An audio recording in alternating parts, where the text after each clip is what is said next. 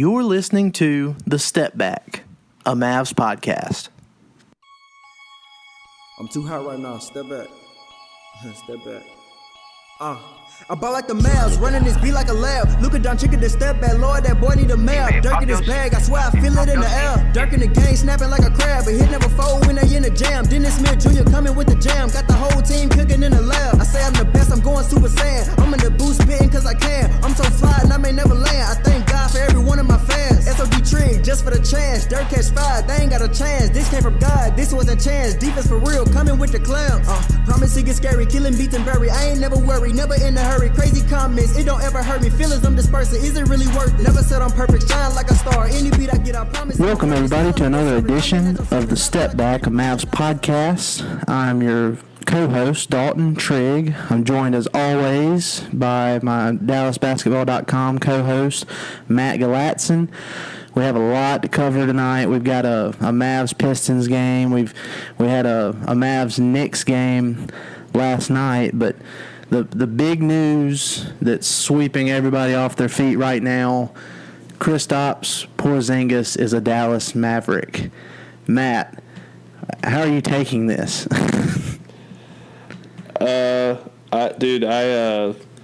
I'm still having a hard time believing it. I'm kind of freaking out right now. It's crazy. I've had all day to kind of digest it, and it hasn't, my excitement hasn't gone down one bit. I don't know. I'm speechless. Like it came out of nowhere. We were literally joking about this on Twitter this morning. Like when the Knicks put out the statement saying that they or that Kristaps had requested a trade or whatever had happened, and we were like, well, wouldn't that be nice at the deadline? I think you tweeted that. Yeah. An hour before all of this went down, I tweeted that. Literally an hour. Yeah, an hour beforehand I tweeted, if Dennis Smith Jr. still prefers to be traded, and it seems inevitable that it's going to happen eventually anyway, and then I posted my trade scenario. It had Wes Matthews, Dennis Smith Jr., and a 2023 first-round pick going to the Knicks for Kristaps Porzingis and Tim Hardaway Jr. And then, an hour later, it pops up that the Mavs have traded Dennis Smith Jr., Wes Matthews, DeAndre Jordan, and 2 first-round picks. I think it's 2021 and 2023, and the 2023 pick is protected 1 through 10. Traded that package for Kristaps Porzingis, Courtney Lee, Tim Hardaway Jr., and Trey Burke. So, I was on TradeNBA.com. I love that website. I think it's better than the ESPN trade machine. It's so much better. They let you use picks, man. Right, you get to use picks. It's a lot more efficient. I suggest that anybody still using the old ESPN trade machine, go to this website. It's great. But, it materialized so fast because there's no way that, that this timeline works out, because the Knicks are trying to make it seem like, oh, he walked into our office and demanded a trade, and now we're trading him. There's no way. It has to have come together over at least the last couple of days. Yeah, especially considering the Mavs are just in New York. Yeah, I saw a report that said that this had been in the talks for the last few days. I forgot who reported that, but I think it was Tim Cato. Yeah. So they've been talking about this for the last couple of days, and it makes sense because that Mavs Knicks game, Kristaps, obviously he was in a suit, but he showed up to that game, and there were reports that he hadn't actually been present in a game in a while for the Knicks. So he shows up. Dennis Smith Jr.'s agent was spotted in New York by Brad Townsend, I believe. You saw noted J. Cole fan Brad Townsend, right? You saw Luka and Kristaps just being buddy the entire night, which they were already good friends. But come on, they had to know something. They had to know what was going down. So I would think so, and the timing is just, it's too coincidental. they've been talking about it for a few days, I'm sure. The fact that both Dennis and Kristaps were, a little bit disgruntled over their situations. It's just too much of a perfect fit for the two of them, like the timing of it and everything. And I don't know, man. My brain is still trying to process all of this. Well, I mean, you think about it. The Mavs, we kind of figured at this point they were going to end up trading Dennis at some point or another. It was bound to happen. So for it to happen now and the way it did, I mean, they get a true heir to Dirk now. It's the perfect heir to Dirk. And they had an extra point guard that he was good, he was young, he had a lot of potential. I didn't want them to trade him unless it was for something like this. I mean, you think about, people have been talking about trade value and and how people have been talking about trade value over the last few weeks when it comes to Dennis Smith Jr.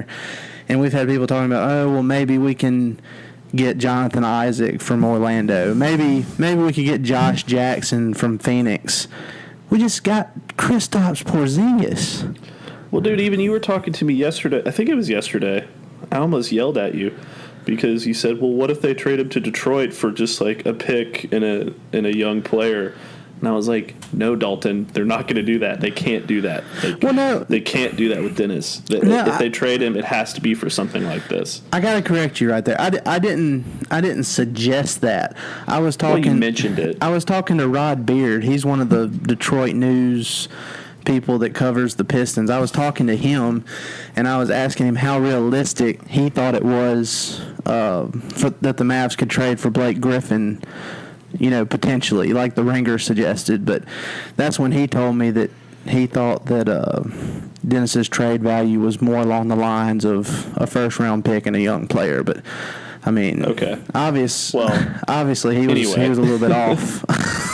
Obviously a little. Oh, but also, like, how much of this plays into the Knicks, though? Like, how much of this is the... Like, I love Dennis, and I think he's going to be a really good NBA player going forward. And I wish him all the best, and I know you do too. But how much of this is the Knicks, like, hedging all of their bets on free agency when they have almost even worse history than the Mavericks in free agency? Like, it's New York, but nobody really wants to go there and play in that organization.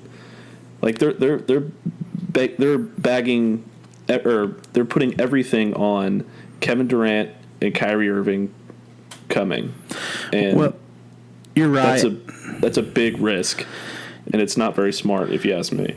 You're right. I mean, they have cap space for 2 max spots now, so they can go out and chase 2 max guys to come to New York if they want to. But that was the main thing with this. We all knew that the Knicks wanted cap space, but this trade doesn't get done if Kristaps doesn't.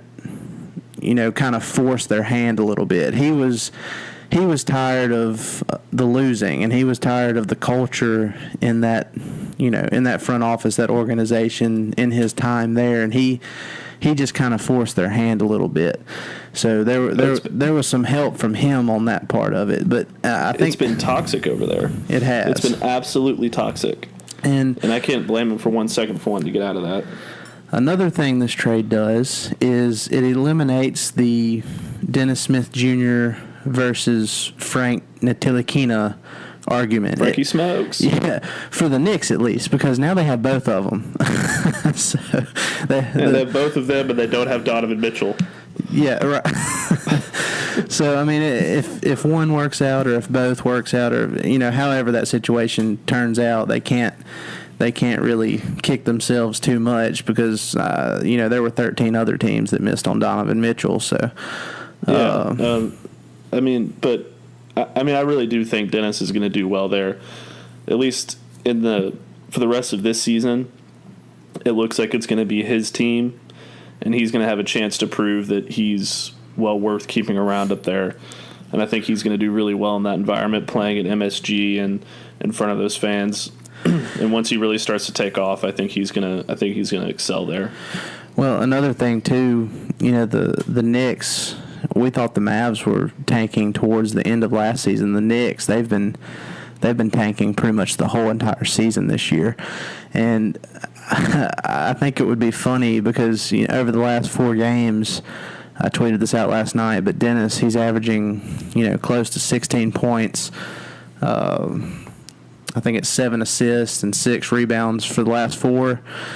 And the Mavs were 3-1 in that stretch. So I think it would be funny if he becomes the man in New York the rest of this season, and he ruins the tanking effort. I could see that happening. Hilarious. I could see that happening. I would love that. I would absolutely love that because the Knicks do not deserve Zion Williamson.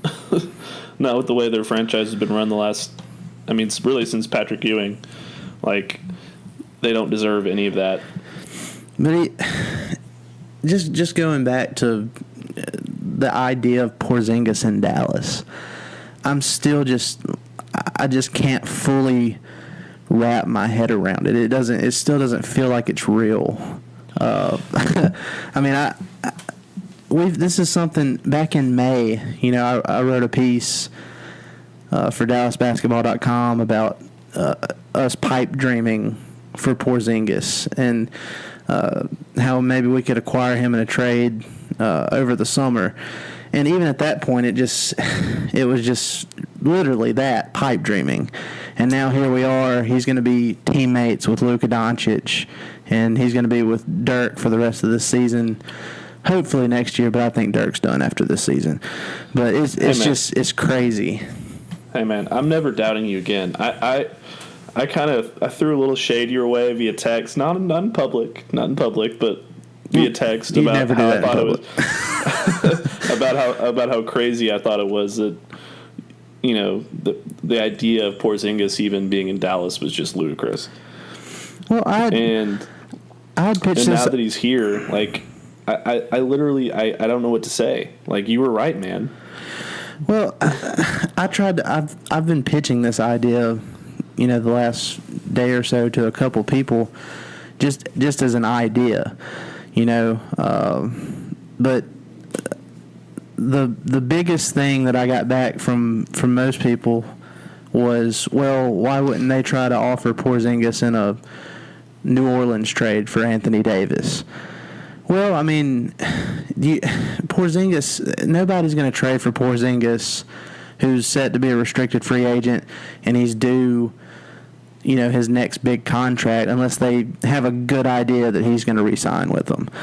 And I just don't, even if that had been a factor, him possibly going to New Orleans, I don't think they would have felt comfortable with him re-signing with them. Now with the Mavs, he's such good friends with Luka, and he's friends with Dirk, and he idolizes Dirk. Yeah, I just don't see how he doesn't sign with them long term. There was a report that came out that said something about Porzingis was going to inform the Mavs that he was going to take the qualifying offer this summer and then become an unrestricted free agent next summer.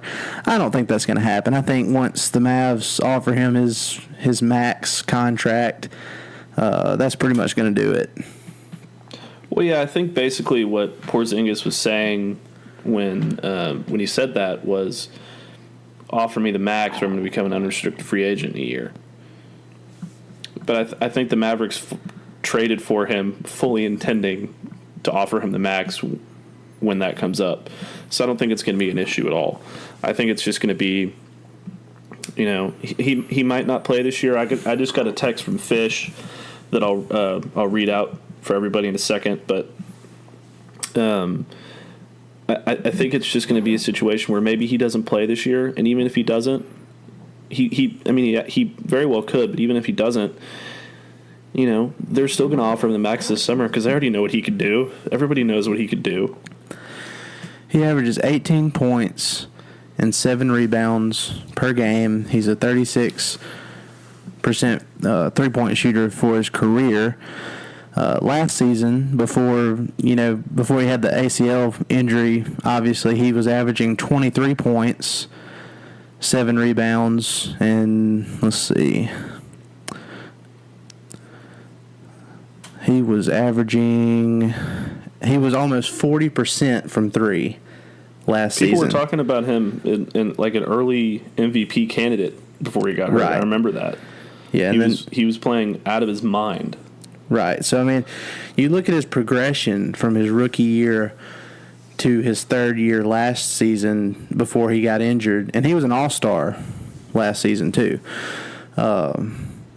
First all-star game for him, but he went from averaging 14 points his rookie year to 18 the second year, took that big step to 23 points, and he's raised his shooting percentage every season too. So, I mean, he's taken the next step every single time, and the way he plays, I don't think the ACL recovery is going to affect his game that much. I think he's still going to be just as effective as soon as he gets back out there. Okay, so Fish sent us both this text message just a minute ago, and we have a guy that that helps us out on DallasBasketball.com. He's also the operator of InStreetClothes.com, and he's an injury analyst for RotoWire and for our website, and he's a certified athletic trainer. So this guy knows what he's talking about. He's been mentioned on ESPN on their shows and stuff. He knows what he's talking about.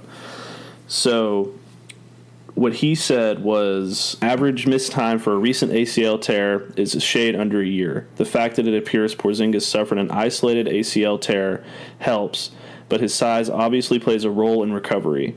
I'm guessing Casey Smith and company will devise a game plan once they have a chance to see him and view his movement patterns and other biometric markers. So it sounds like he's since he tore it on February 6th last year, it sounds like he's right at that year point. So I'm guessing that once Casey Smith and his crew get him in and see how that knee's holding up and everything, I'm telling you, Dalton, I wouldn't be shocked if he gets on the court this year.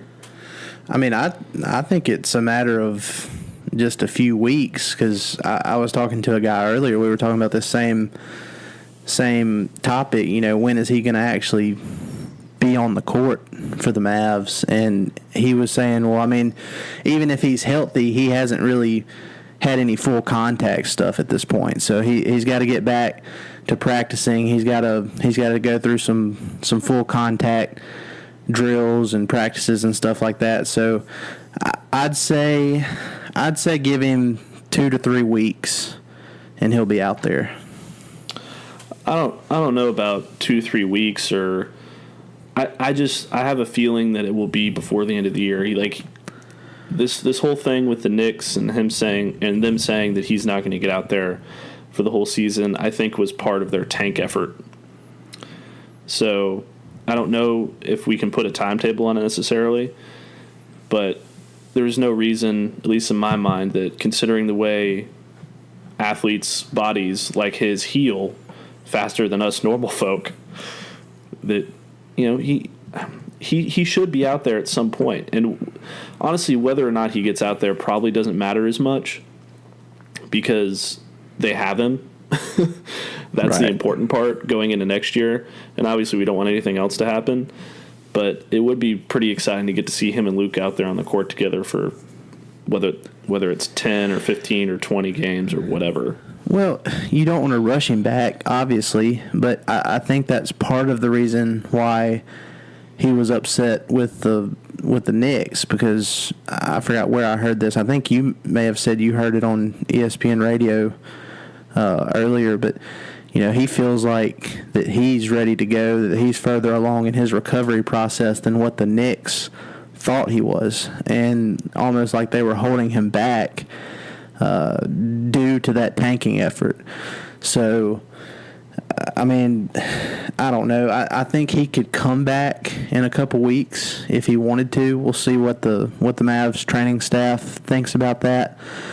Once they, like you said, once they get their hands on him and see how he looks. But you also have to factor in, what are the Mavs thinking about the rest of this season? Are they, obviously they're not gonna tank. I think that's one of the things that Porzingis was upset about in New York. So I don't expect them to do that. But say he doesn't play the rest of the season, or he just plays a couple of games at the end just to, show how he's doing physically. Do the Mavs have to make another move here to, continue that playoff push, or what are you thinking there? I'm looking at Tim Hardaway Jr. right now, and his overall field goal percentage is atrocious. It's 38%, but he's a 35% three-point shooter this season. He's averaging 19 points, 3.5 rebounds, 3 assists per game. And one thing that sticks out to me, he's an 85% free throw shooter. So that'll be a welcome sight. But yeah, they really need that. Yeah. So I mean, what do you think that the other pieces they got in the trade, it's enough to keep them afloat in this race, or do they need to be looking to do something else? Well, I mean, if you watched the Detroit game tonight, that looked like it might have been a showcase for Harrison Barnes. I'm not saying I know anything. I'm not saying Harrison Barnes getting traded. I'm just saying that I don't necessarily think the Mavericks are done here. They still have Harrison Barnes, who is an intriguing player for a team like Sacramento or someone else who's looking for a guy who can bring some scoring. They still have the $12.9 million trade exception they got for making this trade. They still have the J.J. Barea contract they can trade. They still have his injured player exception that they can use. They still have Dwight Powell they can use. And I don't know what the rules are about turning around and flipping one of the players they just got. But, I mean, you see where I'm kind of going with this. Right. They have a lot of different things they could use to try and potentially put together something else to make themselves even better. Yeah, and we talked about this on the previous podcast, but Sacramento, according to Brian Windhorst from ESPN, is interested in Harrison Barnes. Now, obviously a lot can change in a week or two, or however long ago that was that he reported that, but that's something that I'm watching closely, because I really think that there's a trade scenario there that would make sense for both teams, and I don't know if they're wanting to move on from Barnes right now, or if they've already made all the moves that they want to make. But I do think that Sacramento is a team you need to look at in this coming week when it comes to Harrison Barnes, because if he gets traded, I think it's going to be there. Well, I think there's a couple of different places you could look at. Sacramento definitely makes a lot of sense, especially the package you talked about to me earlier, which I'll let you bring up. But there's other places you could look for teams that are trying to sell. I mean, obviously New Orleans is a place you could look.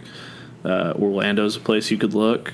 Washington's a place you could look. So there's a lot of different places you could go with that contract, considering it's at this point a 2-year deal with the player option.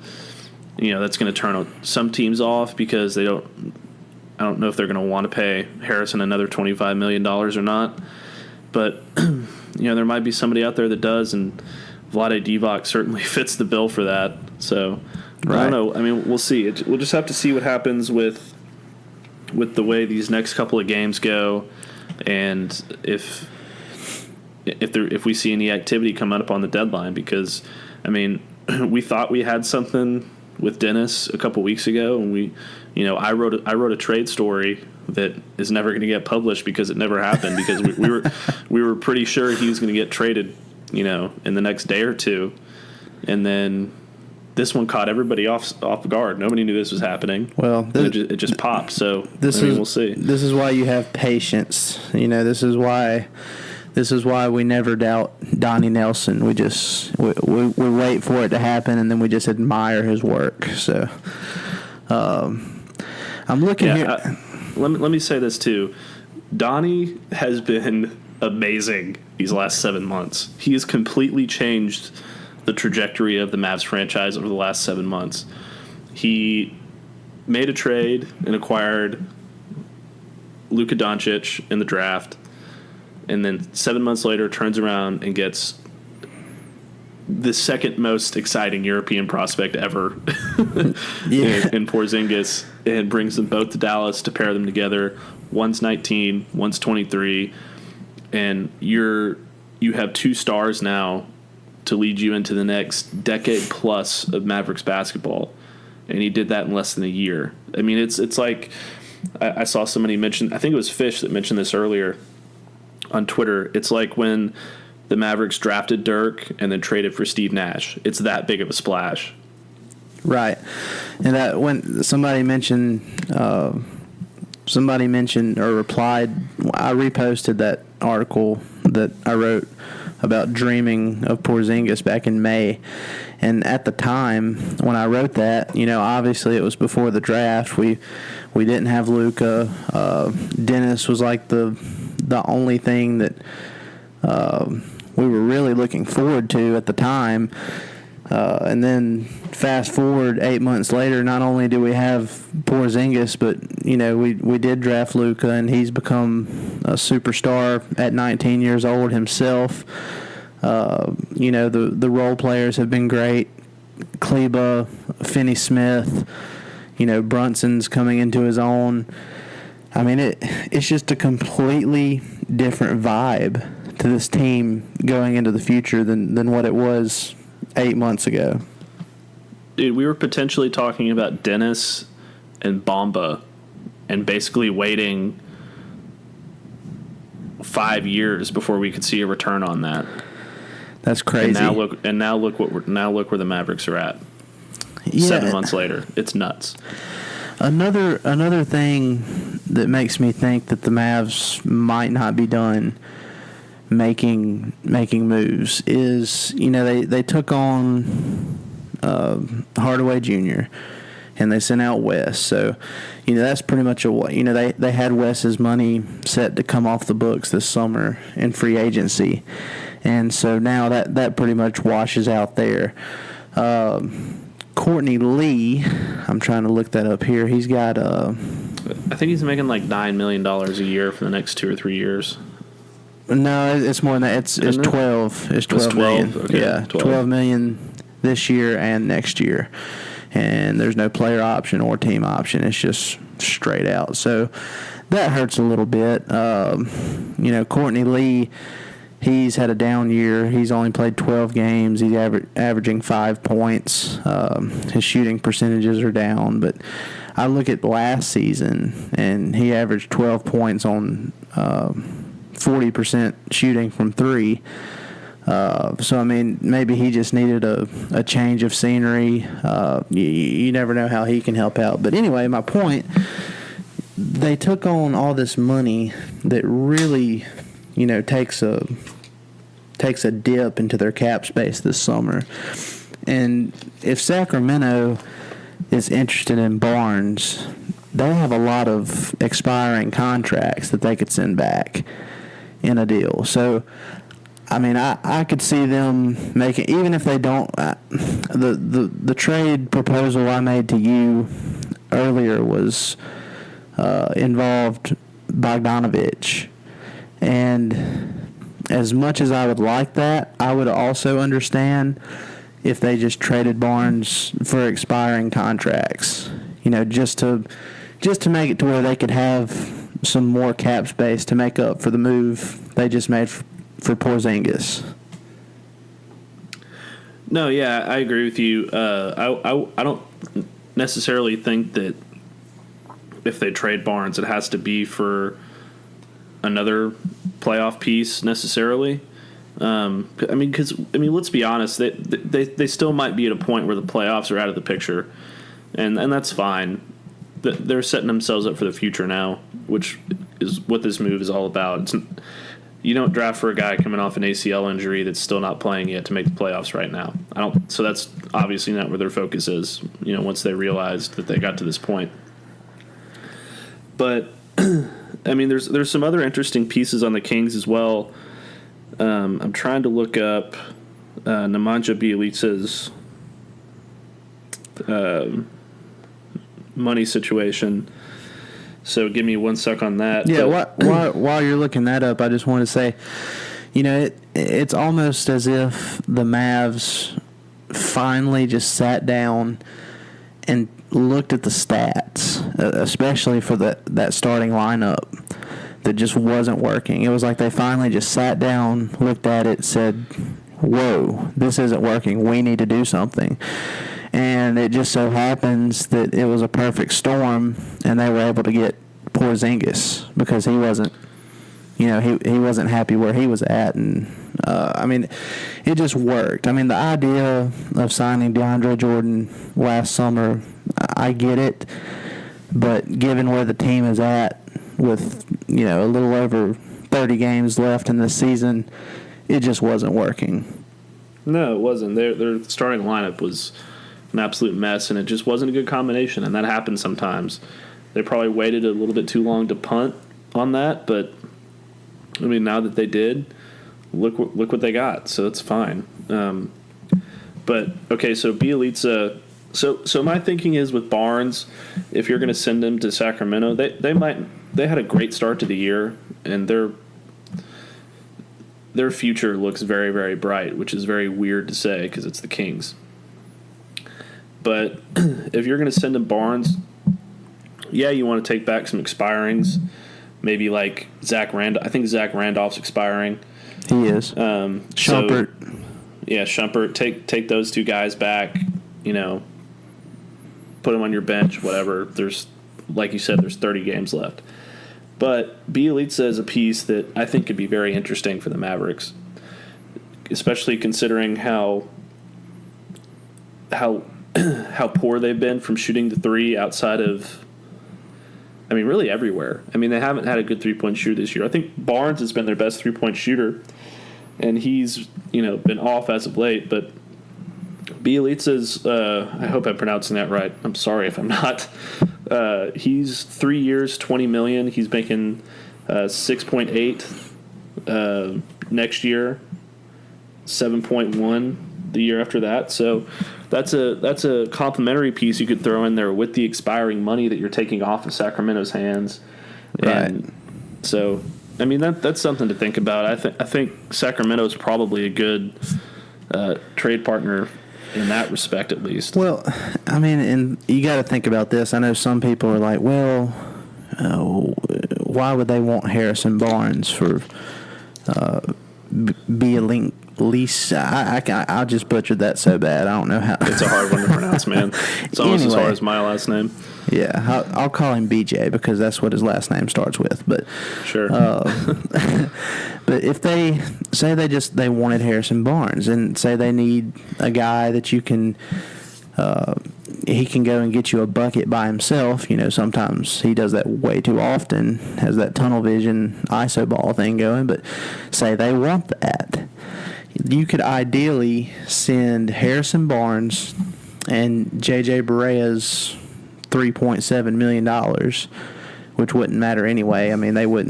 They'd probably just waive him or whatever. He wouldn't leave Dallas, let's put it that way. For Zach Randolph, Iman Shumpert, and Bjelica. BJ. Yeah, I'm not going to try to pronounce that again. Okay. Yeah. Please don't. Okay, but that would work. That would work. You could have Randolph, Shumpert, BJ for Harrison Barnes and JJ Barea's money. Yeah. Well, why not? I don't see any reason that Sacramento would, if they are actually interested in Barnes, which the rumor is they are, why they wouldn't be interested in something like that. And honestly, I think that is a little bit more realistic than what I was proposing, with Bogdanovich, because he's really good. He's about the same age as Barnes, so he's not like young, but he is really good. He's also friends with Luka, so whether you trade for him or BJ, whether you trade for him or Bogdanovich, you're still adding to your Euro Mavs team now. Yeah. Obviously there's a lot of different scenarios we've talked about, but now that they've made their big splash move, it wouldn't surprise me if their next move was to try and get as much of that cap space back as they possibly can. It's it's hard to imagine them making. I mean, it's hard enough to make one blockbuster move in a season. So, I mean, if they turned around tomorrow and traded Harrison for Otto Porter Jr. or whatever, I would be shocked. Like, teams just don't make that many kinds of moves in the same season. So, I think you're right. I think it's going to be more of an attempt to try and get some of that cap space back, so they can. I mean, because they still have some flexibility going into the summer, but ideally you'd like to have more. So some of these big free agents that are sitting out there, like Klay Thompson or whatever, can be like, oh my God, I have a team with Luka and Kristaps on it. Yeah, that sounds good. That's really attractive to upcoming free agents, in my opinion. I think it would be. But I also think it's important, like we talked about earlier, that Porzingis at least comes back. I'm going to say at least 10 games or a little over 10 games. He needs to at least come back and just show, like, I'm fine. I'm still the same guy I was before the ACL tear, and just show upcoming free agents, like, this is what you could be joining this summer. And I haven't done the math. This is something, we should talk to David Lord about as far as the cap space stuff goes. But I know before the trade that the Mavs were set to have at least $52 million in cap space, and that was if Barnes and Dwight Powell opted in.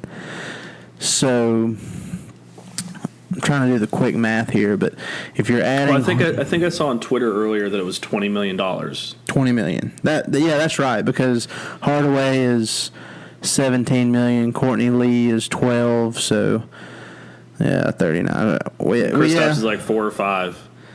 Well, but that doesn't count against because he's a restricted free agent.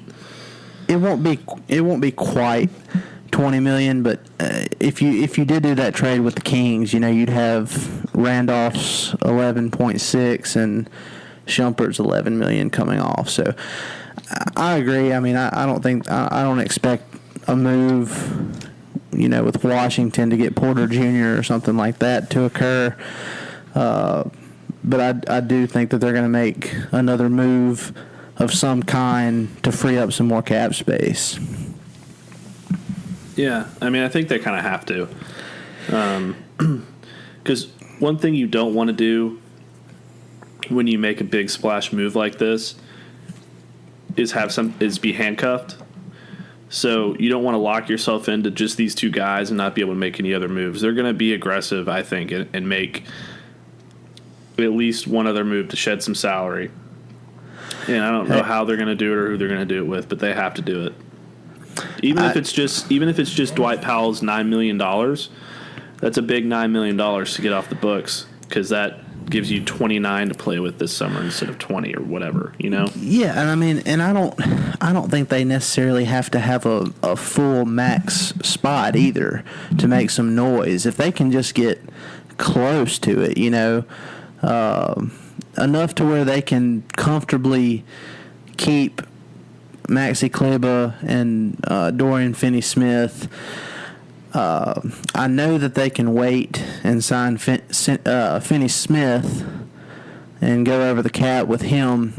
I think that there's some rule with Kleber. It's a little bit different. I think his is going to go ahead and count against our cap space. So that's something we have to factor in too with him. But I mean, I could see them still making a play for like Chris Middleton this summer, and that would be huge. That would be a tough one, but that would be a good one. I mean, I would love for them to be able to land that, but I mean, the way Milwaukee's kind of been maneuvering their books around so far this year, it kind of makes you think that he's going to end up staying there. True. But as we've learned today, we can dream. We can dream, and it might have it. But hey, I just got to update, Bleacher Report update on here. But apparently, Kristaps Porzingis, he just posted on his Instagram story. It's just a black screen, and it's got the words that says, "The truth will come out." So what do you take from that? That's not like foreboding at all. It's pretty dark. I don't know, man. What could that? I guess he's referring to what happened in New York, because they were saying that he walked in and demanded a trade. Maybe he's just thinking, that's bullshit, and I'm gonna come in and once I get a chance, say what I have to say. Probably, I guess, once the trade officially goes through and everybody's physicals are passed and all that jazz. Well, see, that was my first thought. I'm thinking he's saying the truth will come out. Maybe it's about his health. They've been saying he's not healthy enough to get back on the court. What if he's been healthy this whole time and they've literally been just being... Hey, Dalton, yeah. You left a key piece out of that Instagram story, which I'm now looking at. Well, I just now saw it. You forgot the smiley face. Oh, yeah. Well, I didn't. You forgot the smiley face. That's a huge context clue. I think this is going to be good news now for the Mavericks. Yeah, that's what I was saying. I think he's probably healthy, and they've just been holding him out because of their epic tank job to get Zion Williamson. I don't know, man. Maybe. I certainly hope that's the case, because if he can somehow play in 25 of the next 30 games, man, the Mavs look dangerous. Because he's a really good fit. He's a really good fit. He is. He's a really good fit. We'll talk about a couple other topics here about the NBA All-Star reserves, and we'll touch lightly on the Mavs-Pistons game tonight, which they were severely undermanned, but they still put up a good fight on the road, only lost by 4. Really should have won that game. But before we move on from this, the last piece that the Mavs are receiving from the Knicks is Trey Burke. He's 26 years old. He averages 12 points a game, 3 assists, 35% three-point shooter. What are your thoughts for them adding that piece? I mean, do you see him sticking around with the team the rest of the year? I mean, I would imagine so with them trading Dennis, and then you have Barea out for the rest of the year. But what do you think of the addition of Trey Burke? Well, I loved Trey Burke at Michigan. I don't remember who the Mavericks drafted that season. I could probably look it up, but I'm not going to, because I don't really care that much, because it wasn't anybody any good. So I wanted them to take him, and because I think he won National College Player of the Year, didn't he? That sounds right. I'd have to look it up, but I know he was really good. He played the national championship game. He was a bit undersized. But I loved him coming out. This is before I worked for Fish, and I remember yelling at Fish on Twitter. It was like, tell the Mavericks to draft Trey Burke. They didn't. But well, he is 6'1", so that would have been right up their alley. Yeah, small guard would have been perfect. But as far as now, he's had a pretty big career resurgence. He had a tough time in Utah, and then he went a little bit of the G League route, and then came back in New York, and he's played pretty well for the Knicks. Especially I think it was last season when they had some injury problems, or maybe it was earlier this year. I can't remember exactly, but he's had a good stint there in New York, and I think he's potentially a piece that you could keep around. He's the kind of guy that can do something on their bench that not a lot of other guys can do, and that's create his own shot, which I think would be huge. He can shoot threes. He can run the point pretty well. So I mean, I think he's an interesting piece to keep around, at least for the rest of this season, to see what you can get out of him.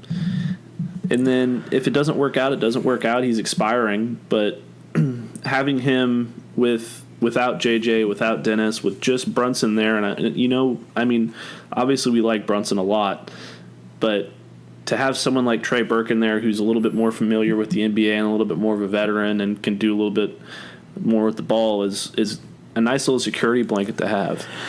Yeah, and you mentioned that he had his career resurgence when he joined the Knicks, and I'm sure he put in the work to come back and improve and all that, but the main thing I look at as far as him improving was he looks like a version of Allen Iverson now. He changed his look when he went to New York. When he first when he first signed with them, and the first few games he was playing with them, I saw some. He had a couple of big games in there, and I was watching SportsCenter, and I saw him. I was like, that looks like Allen Iverson in a Knicks uniform. So I mean, I feel like the look, it's giving him a little bit of a boost in his performance. I don't know. Maybe I'm crazy. Okay, so I looked it up. He was off the board before the Mavericks picked. But that is the draft that we will all remember, that will forever live in infamy, because the Mavericks did not pick Giannis Antetokounmpo. So we won't talk about that anymore. We won't, but hey, guess what? Guess what? The Mavs will have a ton of in the summer of 2021. Cap space.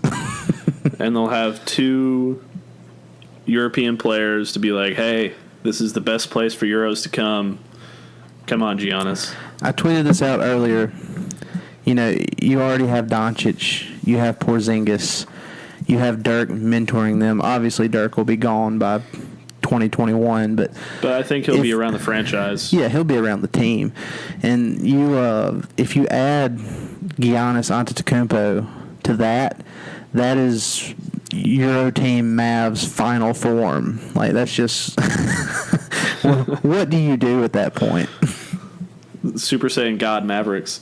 It really is. I mean, this is something. Is that team beatable?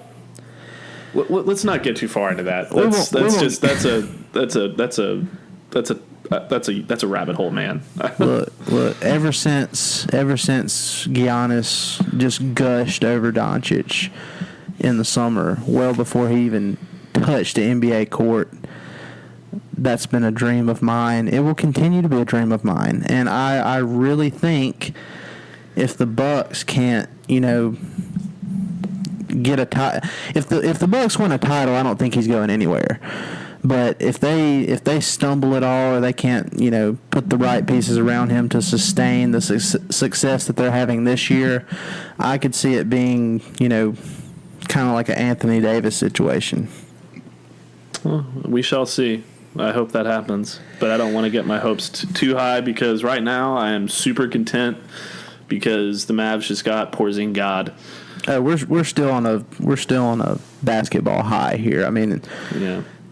We could go on for hours on this, but now, after all of the happiness and talking through that, and we might touch on it again before we get off here, but to have a little bit of, I guess, down news to get us off that high a little bit. Doncic was snubbed for an All-Star spot. They announced the NBA All-Star reserves tonight, and Doncic was not on that list. I call him a snub just because I'm biased and I think he should have made it. But I also think that his stats warranted him getting a spot. It's not just because he plays for the Mavericks. I think he truly deserved it. But, the players they put in there, too, I can't really argue with that, too. I think it was more of a seniority. I could argue with a couple of them. Seniority kind of thing. But anyway. LeBron shouldn't be playing because he hadn't played half the year. But he's LeBron, so of course he's going to play. Well, he might not be playing. Apparently he's back, according to reports that I saw on Twitter. Well, he is, but with the injuries that he's had this year, I mean, I guess he would go and play. But, I mean, if he was serious about, the last half of this season or the last part of this season, and with how many games he's already missed, I mean, you'd think he might consider sitting out. Yeah, and then Anthony Davis is injured. So, you don't know what's going to happen with him. So there's still a chance that Luka can get in as an injury reserve. But, man, did you see his reaction when they told him on the bench that he wasn't going to make it? Yes. Or that he didn't make it? He was pissed. He thinks he deserves to be there, which I love. I love that. Yeah, because you could tell exactly what was going through his head when whoever it was. I didn't see who leaned over and told him, but when whoever leaned over and told him that he didn't make it, he had that look on his face like, man, I'm better than 75% of those dudes, and I've been proving it already this year. This is BS, and I loved it. After the Pistons game in the locker room, they asked him about that. If he was pissed off about not making the All-Star game, and he kind of shrugged it off and said he wasn't mad about it. And then I don't know who it was in the background, but they said that somebody in the back, one of his teammates, yelled BS right in the middle of his interview. Like they know how he feels about it. Oh yeah, he's pissed, and I love that he's pissed because I think that's gonna motivate him to kind of come out in the second half after the All-Star break and really kick ass. And he still gets to participate in the weekend too, which will still be exciting for him. Like he still gets to do the Rising Stars Challenge, which is stupid, but then he gets to do the skills competition, and he'll get to. That'll be fun. Yeah, and he'll get to hang around Dennis and Dirk that night, and I think he still has a lot of love for Dennis too. So that'll be good that they get to hang out that weekend. So it'll still be a fun weekend for him. I've got to change my mind here because I pulled up the full list of the Western Conference reserves, and you've got Anthony Davis, Nikola Jokic, Dame Lillard, Karl Towns, Russ. He shouldn't be in. Russ, I don't care if he's averaging a triple-double. He should not be in. Russ, LaMarcus Aldridge, and Klay Thompson. I don't think Klay Thompson should be in it. No, he shouldn't. He's had a bad, for his standards, he's had a bad year. It wasn't until the last couple weeks that his shot came back. Right. I mean, you can't look at how Thompson has played this season versus how Luka has played and be like, oh yeah, he should get the nod over Luka. That's some Golden State Warriors favoritism right there. That's exactly what it is. And like you said, Russ, I mean, his numbers are down this year for him too. And Aldridge, he's had he had that 150-point game, I think, and I mean, he hasn't been spectacular. I'll stick up for Aldridge. He's been the best player on that team this year, and he's at least 75% of the reason that they're in position that they are right now. So he's been huge for them. Well, and I'll say this: every single one of the reserves, they're all on a current playoff team except for Anthony Towns. So obviously the coaches put some stock into that too. But like I said, if you look at the numbers, you can make a case for everybody. I just don't think, especially with Klay Thompson, I don't think his case is near as good as Luka's. It's not, but it is what it is. He might still get in as an injury reserve. We'll wait and see. But for now, it's not that big of a deal. Hey, maybe he needs the rest, man. Maybe so. Well, now I said we'd get into the game and just touch on it a little bit, but there was a basketball game played tonight, believe it or not. It didn't feel like it, but the Mavs, it was a scrimmage. It was a scrimmage. It really felt like a preseason game that nobody cared about. But it definitely did. The Mavs played the Pistons in Detroit. They fell to them 93-89. Barnes had a big scoring game. He was featured for obvious reasons. 27 points for him, 7 rebounds, and guess what? He had 4 assists tonight. So big game from him. We saw some good things from Ryan Broekhoff again. I mean, I'll be honest with you. I didn't pay as close attention to this game as I have the rest of them this year, but you're not the only. You're not alone. I tuned in and out a little bit, and I mean, I was surprised at how close the game was throughout. And the Mavs actually had a 14-point lead at one point in this game. So they blew that lead. That's not surprising. But well, I mean, hey, had it not been on the second night of a back-to-back, they might have won. I know. So considering it was the second night of a back-to-back, considering, the shock from the trade and them being on the road, I mean, it was a pretty good performance by the guys that were actually suiting up, but they couldn't get it done. So the Mavs now 23-28. Yeah, 23-28. They got Cleveland on Saturday, I believe, or is it? Yeah, it's Saturday. Yeah. So let's see. But I mean, they only had 9 players active. Luka didn't play. I mean, the whole. Sorry, Fish, if you're listening, but like. 90% of that game where I was supposed to be watching and paying attention, I was writing my Porzingis and Dennis story that's going to be out in the next day or two. So I mean, like it was hard. It was hard to pay attention, man. It was just one of those games where it just ended up being that way. Like no disrespect to Ryan Brokov and Salah, who both got a lot of run tonight, but. Well, we had other things on our mind.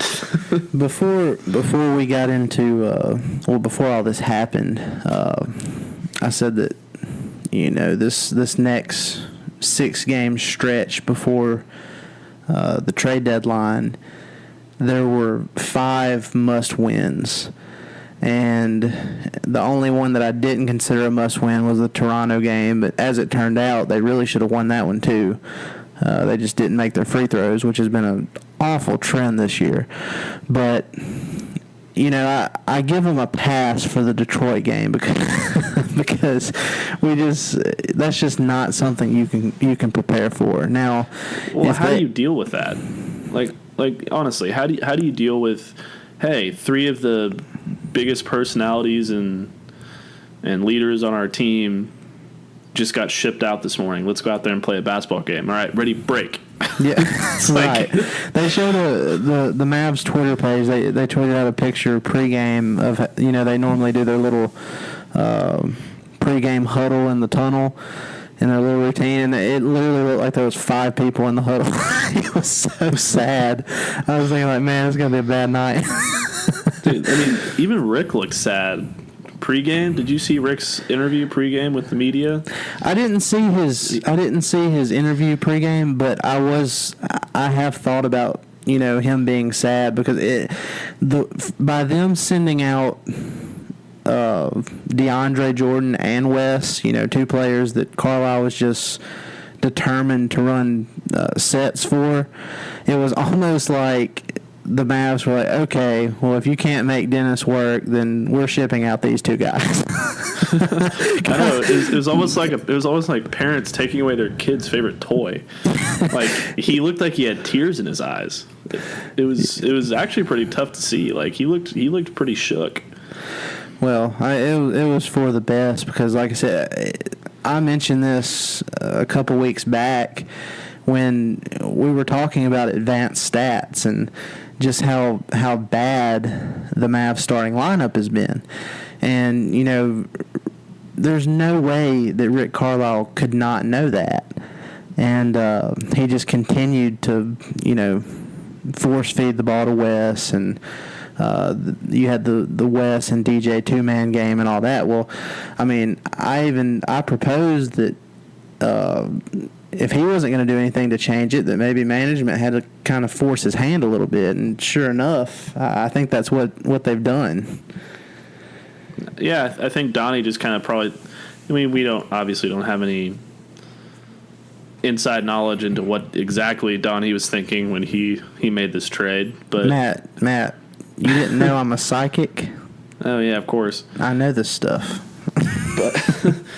But it sounds to me like they kind of just took the reins away from Rick in this particular instance and were like, look, man, this needs to change. I mean, I wrote an article about it after the Toronto game. The title of the article was, barring a change, this team's heading for the worst case scenario or something like that. And if I was thinking at that time, you know that Donnie was thinking that well before. So he totally just took the reins on this and was like, hey, we're making this deal. This is about our future. These guys are on expiring deals. They're not going to be here next year anyway, no matter how much you want them to be.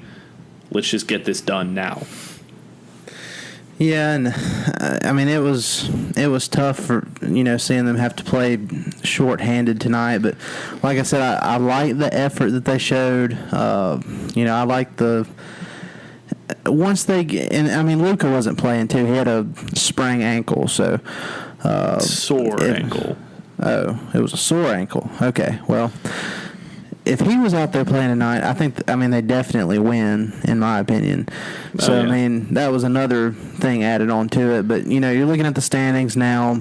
Now they're 5 games back of the 8 seed.